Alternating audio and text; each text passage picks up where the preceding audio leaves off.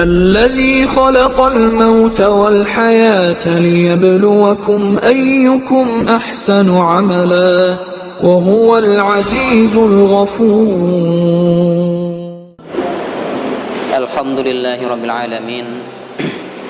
الحمد لله الذي هدانا لهذا وما كنا لنهتدي لولا أن هدانا الله. أشهد أن لا إله إلا الله وأشهد أن نبينا محمدا عبده ورسوله لا نبي بعده. أما بعد فيا عباد الله اتقوا الله حق تقاته ولا تموتن إلا وأنتم مسلمون. Yang saya hormati Bapak Ketua Masjid, para bapak, para ibu jamaah salat maghrib dan isya yang dirahmati oleh Allah Subhanahu wa taala. Alhamdulillah kita bisa bermuajahah, bisa bertemu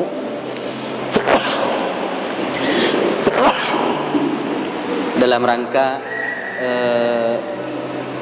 kajian rutin,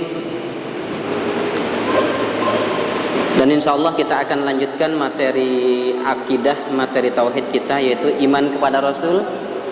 Akan tapi untuk malam hari ini kita lompat sedikit, ya tetap iman kepada Rasul, akan tapi terkait langsung dengan kelahiran Rasulullah Sallallahu Alaihi Wasallam. Jadi kita akan membahas permasalahan seputar Maulid yang insya Allah pekan depan akan diadakan acara khusus. Kalau kita lihat, kita baca tulisan-tulisan yang ada di media sosial, di Facebook, kemudian di WA, di YouTube, ceramah-ceramah, itu nggak berhenti-berhenti. Bahkan ada semacam penyamaan Maulid Nabi Natalan, Maulid Nabi Natalan. Sebetulnya apakah ada tasyabbuh di sana? Sebetulnya yang dinamakan tasyabbuh atau menyerupai itu dalam masalah ibadah, menyerupai dalam masalah adat kebiasaan yang menjadi ciri khas. Contoh, kita pakai baju batik, pakai belangkon, itu apakah ciri khas orang kafir? Bukan. Kenapa para ustadz di Jawa Tengah itu pakai belangkon? Berarti bukan ciri khas kekufuran. Ini. Kemudian baju batik, apakah ini ciri khas kekufuran? Enggak. Kenapa para guru yang beragama Islam juga pakai batik? Ini bukan ciri khas. Peci hitam, apakah ciri khas kekufuran? Tidak. Karena apa? Para ustadz di Indonesia menggunakan peci hitam. Jadi yang dinamakan tasyabbuh itu menyerupai kebiasaan yang menjadi ciri khas. Itu yang dinamakan tasyabbuh. Contoh, misalkan di antara kita ada yang pakai ini, misalkan kalung salib. Ini ciri khas. Ini yang dinamakan tasyabbuh. Nah itu. Hadirin rahimakumullah, malam tahun baru kita hidupkan petasan di jam 00,01, kemudian kita tiup trompet, kita hidupkan lonceng. Itu tasyabbuh. Karena apa? Ini ciri khas mereka, lonceng, trompet, ciri khas mereka. Akan tetapi kalau malam tahun baru kita baca Al-Quran, bukan ciri khas orang kafir. Malam tahun baru kita baca zikir, itu bukan ciri khas orang kafir. Jadi sebetulnya penyamaan yang tidak pada tempatnya. Kalau Maulid itu disamakan dengan Natal, esensinya berbeda, orang yang disebut juga berbeda, kegiatannya juga berbeda. Oleh karena itu, yang pertama akan kita bahas adalah kata walada yalidu maulidan wadaka mauludun. Ini apakah arti maulid? Ini maulid itu artinya hari lahir atau waktu lahir, diambil dari kata walada. Waladat itu artinya melahirkan, talidu sedang melahirkan, wiladah kelahiran, maulidun hari atau waktu lahir, mauludun yang dilahirkan. Ini. Jadi kalau kita sudah kaji akar katanya dan pengertiannya, hari lahir, kira-kira apa hukum hari lahir, Pak Mugni? Ada nggak hukum hari lahir? Nggak ada. Sama dengan hukum sepeda motor. Apa hukum sepeda motor? Apa hukum parang? Kalau parang ini digunakan untuk nebas, bagus. Pisau digunakan untuk nyembelih ayam, bagus. Tapi kalau digunakan untuk menusuk perut temannya, ini jadi haram. Begitu juga motor. Motor digunakan untuk ke kebun mencari nafkah, tidak meninggalkan kewajiban kepada Allah, itu mengantarkan ke surga. Akan tetapi kalau motor digunakan untuk ke tempat maksiat, digunakan untuk merampok, digunakan untuk menyakiti orang, ini jadi haram. Begitu juga dengan hari lahir. Hari lahir ini digunakan untuk mengumpulkan masyarakat, bertausiah, membaca Al-Quran, membaca zikir, bagus. Akan tetapi kalau seandainya hari lahir ini digunakan untuk bermaksiat, mendatangkan kejahatan, maka hukumnya tidak bagus. Jadi hari lahir itu sendiri tidak ada hukum. Kapan hari lahir itu muncul hukumnya? Kalau seandainya hari lahir ini sudah disikapi. Nah ini, hadirin rahimakumullah. Jadi kalau istilah maulid, ya istilah maulid itu nama saja Pak sebetulnya. Peringatan maulid Nabi itu nama, dan kita banyak terjebak oleh nama. Bahkan kemarin peringatan 1 Muharram atau peringatan memperingati hijrah Rasulullah atau memperingati 1 Muharram, ternyata tidak dilakukan Nabi. Yang dilakukan Nabi apa? Taklim. Sudah ganti aja namanya taklim atau kajian hijrah. Tapi ini bukan solusi. Peringatan 1 Muharram bid'ah, diganti kajian hijrah jadi sunnah. Itu sebetulnya terjebak oleh nama. Peringatan maulid Nabi bid'ah, ganti saja kajian sirah Nabi, ini jadi sunnah. Itu terjebak oleh nama. Hukum itu bukan karena nama. Kalau hukum karena nama bahaya kita. Ini hadirin rahimakumullah. Jadi secara istilah maulid ini adalah perayaan atau haflah rame-rame, bisa kita juga sebut seperti itu, perayaan kelahiran Nabi Muhammad dengan cara berkumpul di masjid atau di tempat lain, dengan diisi biasanya taklim tausiah. Biasanya taklim tausiah, membaca Al-Quran, membaca salawat, membaca sejarah Nabi, baik itu Rahiqul Maktum atau Maulid Al-Barzanji atau mungkin sejarah Nurul Yakin, sejarah-sejarah yang lain. Bahkan terkadang diakhiri dengan sedekah makanan. Ini itu yang dikenal dengan perayaan atau peringatan maulid Nabi. Akan tetapi yang namanya maulid ini tidak pernah sepi dari perbedaan dan perdebatan. Yang pro mengatakan, oh maulid Nabi ini adalah momen terbaik untuk mengingatkan umat Islam akan kelahiran Rasulullah Sallallahu Alaihi Wasallam, di mana saat lahirnya Nabi atau menjelang kelahiran Nabi itu sekian peristiwa besar dinampakkan oleh Allah Subhanahu wa taala. Bahkan pada saat itu menjelang kelahiran Nabi, tentara bergajah dari Saudi Utara, dari Arab Utara yaitu Yaman, itu datang ke Mekah untuk menghancurkan Ka'bah. Kenapa? Karena Abrahah ini iri, Pak. Dia ingin menjadikan Yaman, Arab Utara ini menjadi pusat perdagangan, pusat perekonomian. Akan tetapi ternyata masyarakat dunia ini tidak ke Yaman, akan tetapi kemana? Ke Mekah. Mereka beribadah haji ke sana. Nah, jadi ada niat untuk menggantikan posisi tarmihim bihijarah, melempari mereka dengan menggunakan batu-batu kerikil min sijil dari neraka, faja'alahum ka'asfim ma'kul, dan menjadikan mereka seperti daun-daun yang dimakan oleh ulat. Ini menjelang kelahiran Nabi Muhammad sallallahu alaihi wasallam. Belum lagi nanti pada saat kelahiran luar biasa. Apa yang terjadi? Banyak sekali kisah-kisah disebutkan dalam satu kitab tarikh terkenal namanya Rahiqul Maktum, ditulis oleh Safiyur Rahman Mubarak Furi. Di situ disebutkan 14 menara tinggi, tiang tinggi yang ada di istana Persia itu roboh. Wan sada'al iwanu fil mamalikil farisiyah, dalam Al-Barzanji disebutkan seperti itu. Iwan istana itu insada'a, pecah, retak. Di mana? Di Persia, yang dibangun oleh Anusarwan. Kemudian setelah itu apa yang terjadi lagi? Wa khada wa khamadatin niranu al-ma'budatu bil mamalikil farisiyah.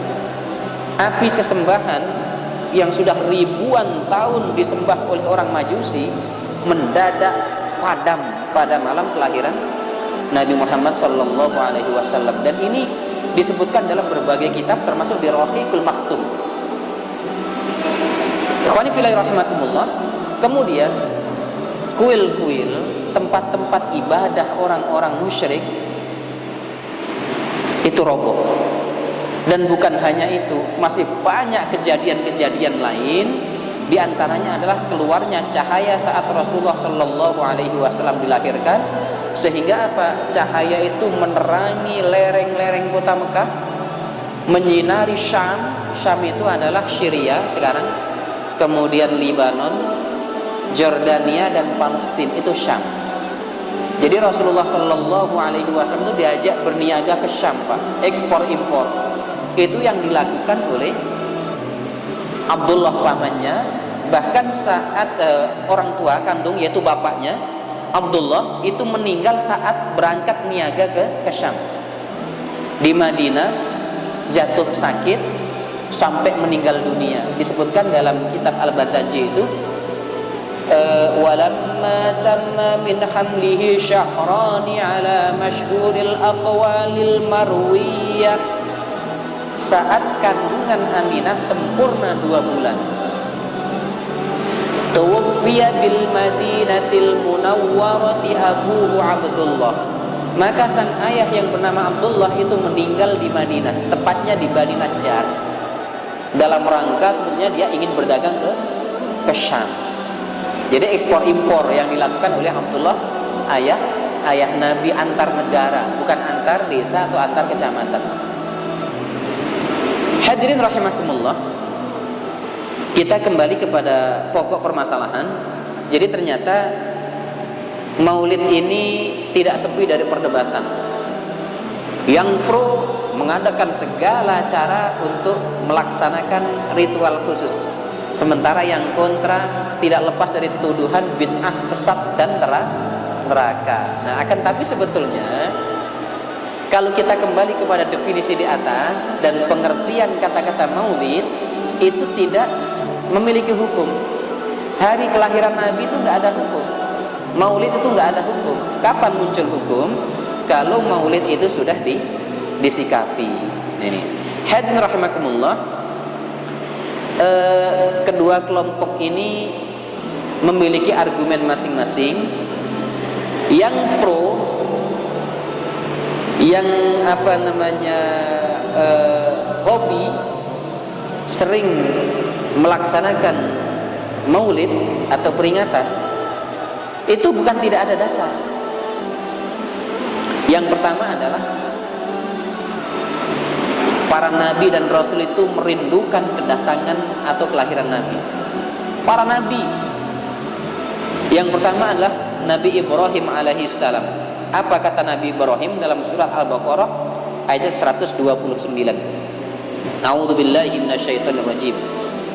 Rabbana wab'ats fihim rasulan minhum yatlu 'alaihim ayatika wa yu'allimuhumul kitaba wal hikmah wa yuzakkihim innaka antal azizul hakim. Ini doa Nabi Ibrahim merindukan kedatangan Rasulullah sallallahu alaihi wasallam. Apa kata Nabi Ibrahim?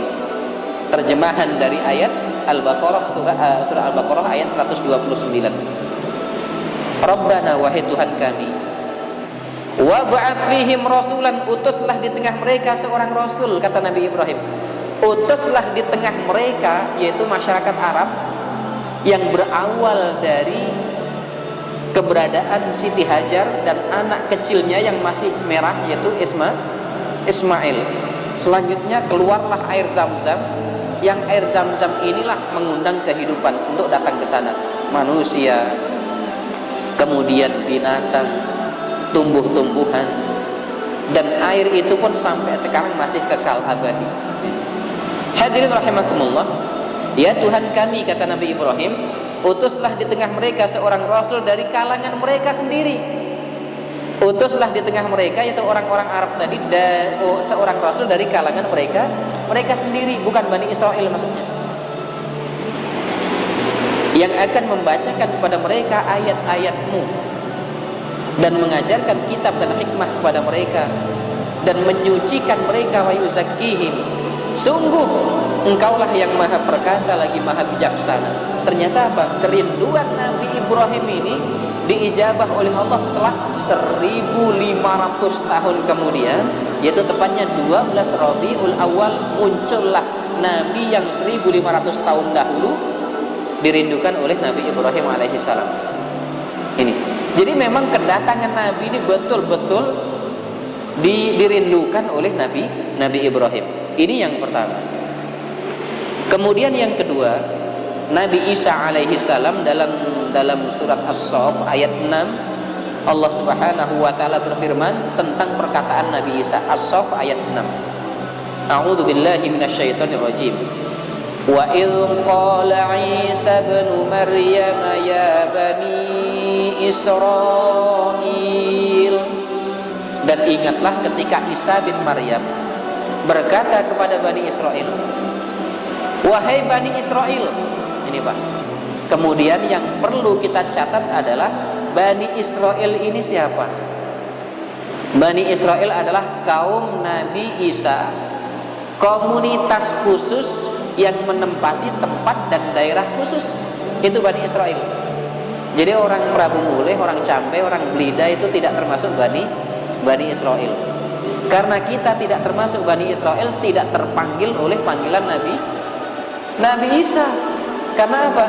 Nabi Isa tadi memanggil ya Bani Israel, wahai Bani Israel, inni Rasulullahi ilaikum, sesungguhnya aku adalah utusan Allah untuk kalian, bukan di luar Bani Israel. Ini yang kita catat. Nabi Isa adalah utusan Allah untuk Bani Israel dengan ungkapan ya Bani Israel, inni Rasulullahi ilaikum, saya adalah utusan Allah untuk kalian, bukan di luar Bani Israel.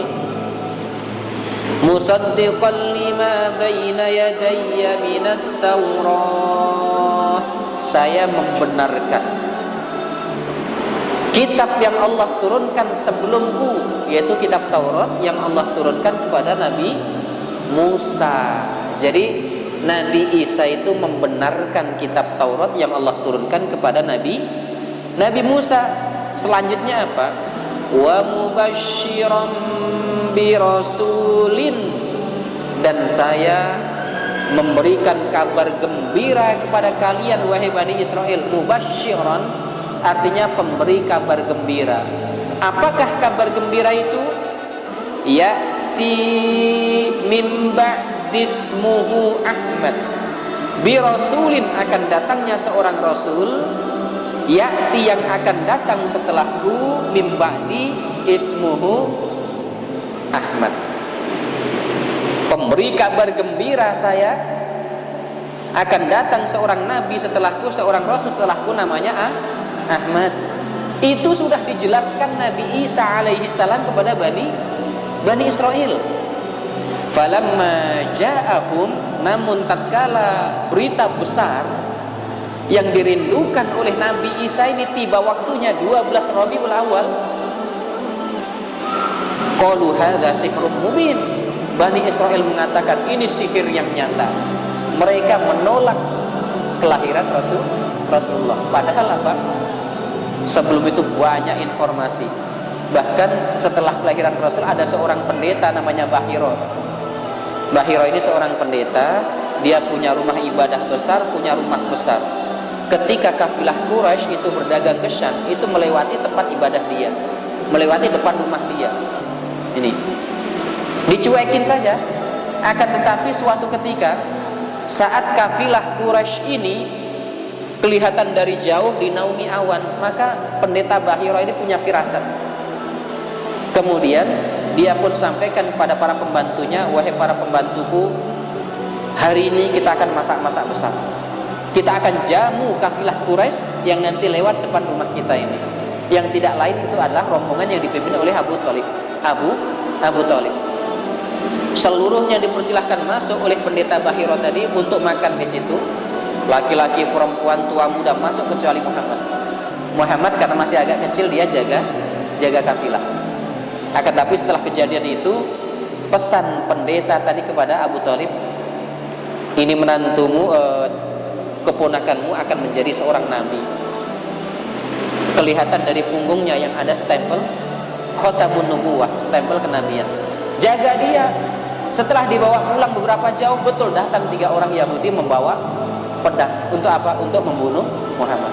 Tapi sudah dibawa pulang oleh Abu Thalib. Luar biasa. Ini. Jadi kejadian-kejadian itu, sifat-sifat dan ciri-ciri itu diketahui oleh sebagian mereka yang masih murni akidahnya. Dan salah satu orang yang mengetahui bahwasanya Muhammad ini calon nabi dan mendapatkan wahyu adalah Waraqah bin Naufal. Dia adalah paman Khadijah binti Khuwailid. Jadi ikhwani fillah rahimakumullah, kemudian ada satu surat yang sebetulnya ini bisa kita jadikan kias. Surat Ar-Rum namanya. Bismillahirrahmanirrahim. Alif Lam Mim. Ghulibatir Rum. Alif Lam Mim. Romawi dikalahkan fi adnal ardi wa hum min ba'di ghalabihim sayaglibun fi bid'is sinin. Ini. Jadi Romawi dikalahkan oleh siapa? Oleh Persia penyembah api. Yahudi yang agamanya dari langit dikalahkan, Pak. Romawi yang beragama langit itu dikalahkan oleh Persia yang beragama bumi, penyembah api. Akan tetapi dalam Al-Quran disebutkan nanti setelah mereka kalah, setelah beberapa tahun, maka Romawi akan menang. Wa hum min ba'di ghalabihim sayaglibun. Romawi akan memenangkan peperangan melawan Persia. Fi bid'is sinin, sebentar lagi. Nah, tatkala janji itu nyata, fa yauma idzin yafrahul mu'minun. Ketika Romawi menang, mengalahkan Persia penyembah api, maka yang bergembira siapa? Dalam Al-Quran disebutkan fa yauma idzin yafrahul mu'minun. Orang-orang beriman yang dipimpin Nabi itu bergembira. Aneh juga sih, yang menang Romawi Kristen melawan Persia penyembah api, tapi yang bergembira adalah umat Islam. Disebutkan kenapa Nabi bergembira? Karena Nasrani lebih dekat hubungannya, akar sejarahnya dengan Islam, sama-sama agama langit. Agama langit memenangkan peperangan melawan agama manusia, agama bumi. Nabi bergembira, nggak ada hubungan sebetulnya. Nah, sekarang ini yang lahir pada tanggal 12 Rabiul Awal adalah calon penyelamat, pemberi syafaat seluruh manusia di padang mahsyar. Seorang nabi yang nanti memimpin umatnya untuk masuk surga duluan. Seorang nabi yang menjadi penutup seluruh nabi dan syariatnya berlaku sampai hari kiamat. Wajar kalau umat Islam bergembira. Gembiranya dengan apa? Dengan mengundang ustadz untuk ceramah, dengan membaca Al-Quran, dengan berzikir, dengan masuk masjid mendekatkan diri kepada Allah. Ini sebetulnya jangankan pas hari kelahiran Nabi, hari kemerdekaan bangsa kita Indonesia kita adakan seperti itu juga boleh. Malam Jumat juga boleh, malam Sabtu boleh, malam Senin boleh. Karena apa? Tausiah itu adalah ibadah mutlak yang waktunya tidak ditentukan oleh Allah dan Rasulnya. Hadirin rahimakumullah, kemudian dalam surat Yunus ayat 57-58 disebutkan Allah Subhanahu wa taala berfirman, Qul bi fadlillahi wa bi rahmatihi fabidzalika falyafrahu huwa khairun mimma yajma'un. Katakanlah wahai Muhammad, dengan karunia Allah dan rahmatnya hendaklah dengan itu mereka bergembira. Allah kasih rahmat, Allah kasih karunia, hendaklah orang yang mendapatkan rahmat dan mendapat karunia itu bergembira. Itu lebih baik daripada apa yang mereka kumpulkan. satu rahmat terbesar bagi manusia umat Islam khususnya adalah Maulidun Nabi Muhammadin sallallahu alaihi wasallam, bahkan untuk seluruh umat. Wa ma arsalnaka illa rahmatan lil alamin. Tidaklah kami utus Muhammad kecuali untuk rahmat seluruh alam. Kemudian dalam surat Ali Imran 164 Allah berfirman, laqad mannallahu 'alal mu'minin, sungguh Allah telah memberi karunia kepada orang-orang beriman. Laqad mannallahu 'alal mu'minin, sungguh Allah telah beri nikmat karunia kepada orang-orang beriman. Apa nikmat dan karunia tersebut? Idz ba'atsa fihim rasulan min anfusihim, tatkala Allah mengutus seorang rasul dari kalangan mereka sendiri. Allah menyebutkan itu nikmat karunia besar. Apa nikmat karunia besar itu? Idz ba'atsa fihim rasulan, tatkala Allah mengutus untuk mereka seorang rasul dari kalangan mereka sendiri. Nah, kemudian wa dzakkirhum bi ayyamillah, dan ingatkanlah mereka kepada hari-hari Allah. Ayat Al-Quran, ingatkan mereka akan hari-hari Allah. Ibnu Katsir dalam menafsirkan ayat ini membawakan hadis Ibnu Abbas radhiyallahu anhu dari Nabi tentang firman Allah, dan ingatkanlah mereka kepada hari-hari Allah. Artinya nikmat-nikmat Allah tabaraka wa ta'ala yang Allah berikan kepada mereka. Disebutkan dalam ayat sebelumnya tadi saat Allah mengutus seorang nabi. Jadi kelahiran nabi merupakan nikmat terbesar. Oleh karena itu, masyarakat yang selama setahun tidak masuk masjid, pada saat itu ada yang mengajak masuk masjid.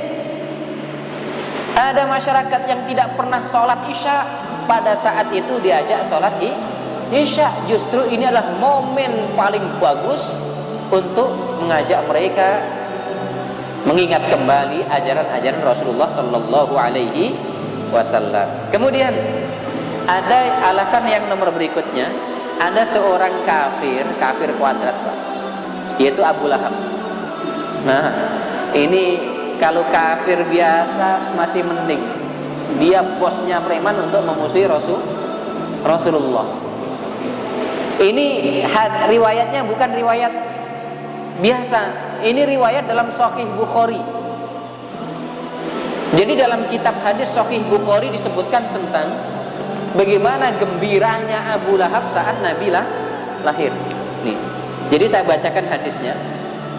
Dalam sebuah hadis riwayat Imam Al-Bukhari yang berasal dari Urwah bin Zubair mengatakan, Rawa Al-Bukhari nomor 5101 min qauli Urwah ibnu Az-Zubair rahimahullahu ma yali wa Suwaibatu maulatu li Abi Lahab kana Abu Lahab a'taqaha fa arda'at an-nabiyya sallallahu alaihi wasallam lamma mata Abu Lahab uriyahu ba'du ahlihi bi syarri khibatin ay bi su'i hal qala lahu madza laqita qala Abu Lahab lam alqa ba'dakum ghaira anni suqitu fi hadhihi bi ataqati Suwaibah. Nah, maksudnya apa? Ini. Jadi ikhwani fillah rahimakumullah, saat Nabi Muhammad sallallahu alaihi wasallam lahir, Suwaibatul Aslamiyah, dia adalah budak Abu Lahab. Suwaibah namanya. Suwaibatul Aslamiyah yang nanti dia menjadi ibu yang menyusui Rasulullah sallallahu alaihi wasallam. Dalam Maulid Al-Barzanji disebutkan wa arda'atu ummuhu ayyaman, setelah lahir disusui oleh Aminah beberapa hari, beberapa malam. Summa arda'atuhu Suwaibatul Aslamiyah, kemudian disusui oleh Suwaibatul Aslamiyah yang dia adalah budak Abu Lahab yang sudah dimerdekakan. Saat lahir dia lari mencari Abu Lahab. Ya Aba Lahab, wahai Tuan, wahai Tuan, wahai Tuan.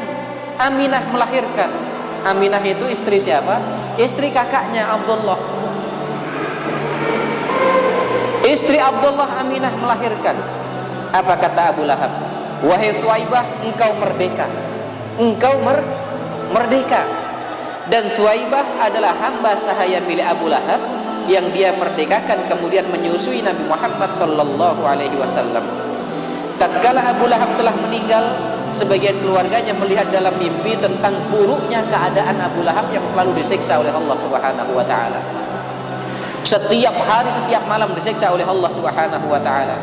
Lalu dia berkata, "Apa yang terjadi wahai Abu Lahab?"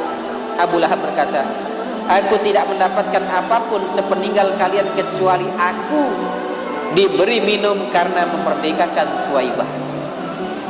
Pada malam Senin, siksa itu diberhentikan oleh Allah Subhanahu wa taala dan keluarlah air dari jari jemari Abu Lahab, kemudian diminum air itu. Itu malam Senin. Riwayatnya kita lanjutkan. Ibnu Hajar Al-Asqalani, sang hafid al-hadis, 300.000 hadis, penulis kitab Bulughul Maram, Ibnu Hajar Al-Asqalani.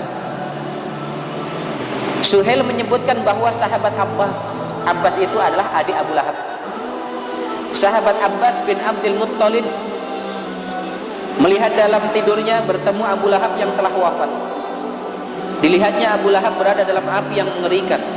Maka ditanya kepada Abu Lahab, "Apa yang engkau terima setelah kematian wahai Abu Lahab?" Kata Abbas bin Abdul Muttalib. Maka Abu Lahab berkata, "Tidak pernah kurasakan kenikmatan dan ketenangan sejak aku wafat, terkecuali setiap hari Senin aku diberi keringanan karena membebaskan budakku yang bernama Suwaibatul Aslamiyah. Kenapa? Karena dia menyampaikan kepadaku lahirnya keponakanku yaitu Muhammad. Karena hal tersebut Abu Lahab mendapatkan keringanan siksaan di hari setiap malam Senin."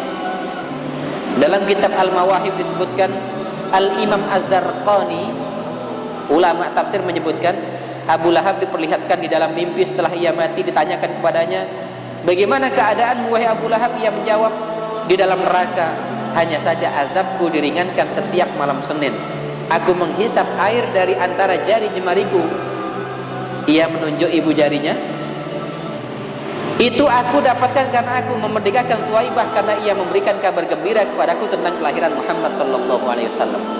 Ini Pak, saking gembiranya mendapatkan berita dari Suwaibah, dimerdekakanlah budak itu. Nah, kegembiraan umat Islam sekarang gimana?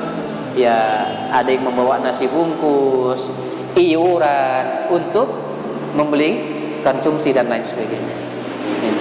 Abu Lahab yang tidak pernah beriman kepada Allah, yang selama Nabi Muhammad sudah diutus menjadi nabi memusuhi, itu saja diringankan siksanya oleh Allah, apalagi kita. Hadirin rahimakumullah. Sementara yang menolak ini bukan tidak ada dalil. Yang menolak Maulid Nabi juga ada dalil. Sebaiknya perayaan Maulid Nabi itu ditinggalkan, bahkan harus ditinggalkan. Karena apa? Bid'ah. Zaman Nabi silang, zaman sahabat silang, zaman tabi'in silang, zaman imam salaf silang. Sekarang ada bid'ah, mudah sekali buat hukumnya. Nah, ini dikiranya Maulid itu apa gitu, padahal ternyata Maulid itu sama dengan tausiah. Kalau peringatan Maulid Nabi bid'ah, ganti aja dengan kajian sunnah atau kajian sirah, jadi sunnah nanti. Ini bukan alasan sebetulnya. Ini. Dalil yang pertama, Rasulullah tidak pernah melakukan Maulid Nabi. Kalau Rasulullah pernah melakukan, mana dalilnya? Nggak ada yang bisa jawab, karena Maulid Nabi ini adalah tausiah. Sebagaimana sanlat itu tausiah, kemudian tablik akbar juga tausiah, peringatan tahun baru juga tausiah, dakwah safari dakwah juga tausiah, kajian sunnah juga tausiah. Jadi intinya tausiah. Kemudian Nabi juga pernah bersabda, "Fa'alaikum bisunnati," hendaklah engkau pegang sunnahku dan sunnah khulafaur rasyidin al-mahdiyyin sementara para sahabat tidak pernah melakukan peringatan Maulid Nabi. Dalam hal berkaitan dengan ibadah harus ada dalil. Kalau nggak ada dalil tidak boleh dilakukan. Nah ini, itu alasan yang melarang. Nah ini, jadi hadirin rahimakumullah, ternyata tidak ketemu saja kajiannya. Maulid Nabi, kelahiran Nabi tidak punya hukum. Kapan datang hukum? Kalau sudah disikapi. Maulid Nabi, undang artis, mabuk-mabukan, minuman keras, jelas haram, Pak. Jangankan di hari Maulid Nabi, di hari peringatan anti narkoba pun juga tidak boleh mabuk-mabukan. Hari kemerdekaan Indonesia juga tidak boleh. Hadirin rahimakumullah, jadi kesimpulannya adalah sesungguhnya Maulid Nabi itu adalah acara kegiatan yang dimana umat Islam mengadakan tausiah, dan tausiah boleh dilakukan kapan saja, pagi, sore, siang, malam, tahun baru, tahun lama, pertengahan tahun, hari Jumat, hari Sabtu, malam Senin, malam Rabu, ataupun malam-malam lain. Karena apa? Tausiah, zikir, sedekah itu merupakan ibadah mutlak yang waktu, tata cara, jumlah itu tidak ditentukan oleh Allah dan Rasulnya. Wallahu a'lam bishawab. Mudah-mudahan Allah Subhanahu wa taala jadikan kita umat Rasulullah sallallahu alaihi wasallam yang setia sampai nanti Allah jemput kita, Allah matikan kita, dan kelak di hari kiamat mendapatkan syafaat Rasulullah sallallahu alaihi wasallam. Terima kasih. Assalamualaikum warahmatullahi wabarakatuh.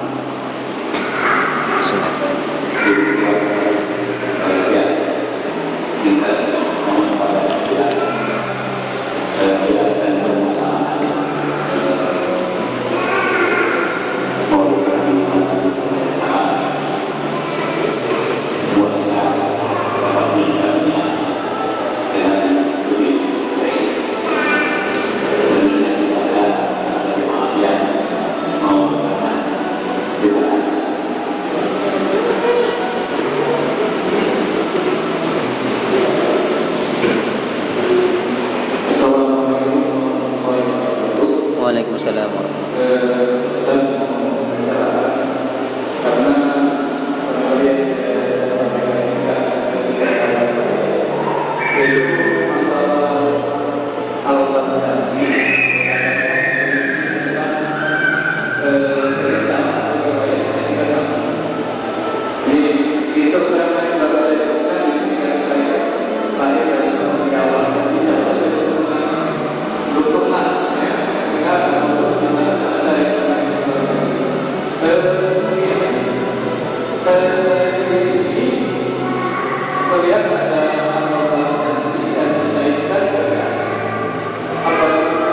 Sayyid Ja'far bin Husain bin Abdul Karim Al-Barzanji nama daerahnya.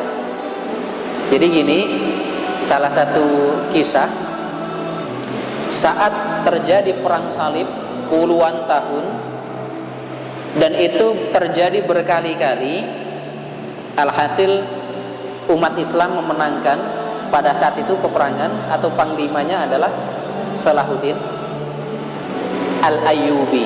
Nah, untuk memberikan semangat kepada mereka, maka Salahuddin Al-Ayyubi ini membuat satu, kalau sekarang sayembara kepada para ulama, para ahli sejarah, untuk bisa menyusun sejarah Rasulullah Sallallahu Alaihi Wasallam dari lahir sampai mati. Banyak ulama yang membuat tulisan, akan tetapi ternyata yang memiliki nilai sastra tinggi dengan riwayat-riwayat yang masyhur adalah kitab yang tadi disebutkan, yaitu Al-Barzanji. Dia adalah seorang anak ulama terkenal di Persia, di Irak. Nanti bisa kita lacak bagaimana biografi mereka. Kemudian kisah-kisah yang ada dalam kitab tersebut itu berbentuk puisi. Puisi dalam bahasa Arab itu ada saja, kemudian ada jinas dan lain sebagainya. Kemudian isinya pun ada beberapa yang dikritik. Di antaranya adalah menempatkan Rasulullah memiliki makom bukan makom manusia. Itulah sebetulnya yang harus kita kaji. Jadi jangan sampai karena marhabanan ini ya tidak pernah mengkaji isinya, sehingga nggak ngerti bagaimana Muhammad kecil itu bergaul dengan siapa. Pernah main gaple nggak Nabi Muhammad itu? Pernah nggak mabuk-mabukan? Kita nggak, maaf.